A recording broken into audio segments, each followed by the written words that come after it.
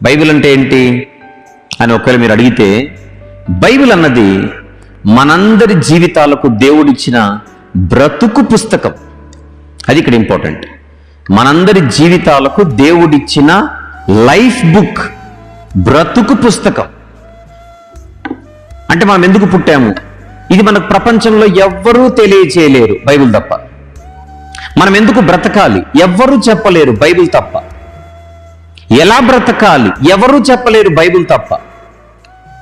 ఎవరి కోసం బ్రతకాలి, బైబిలే చెప్పాలి. ఎందుకు బైబిలే చెప్పాలి అని మీరు అడిగితే, బైబిల్ అన్నది మనుష్యుని ఊహను బట్టి వ్రాయబడింది కాదు, మనుషుల ఆలోచనలలో నుండి వచ్చినది కాదు, మనుషులు ఆలోచించి వ్రాసింది కాదు, మనుషుల సొంత ఆలోచనలు సొంత జ్ఞానంలో నుండి వచ్చినది కాదు, మనిషి యొక్క స్వబుద్ధిని ఆధారం చేసుకుని వ్రాయబడినది ఇది కాదు.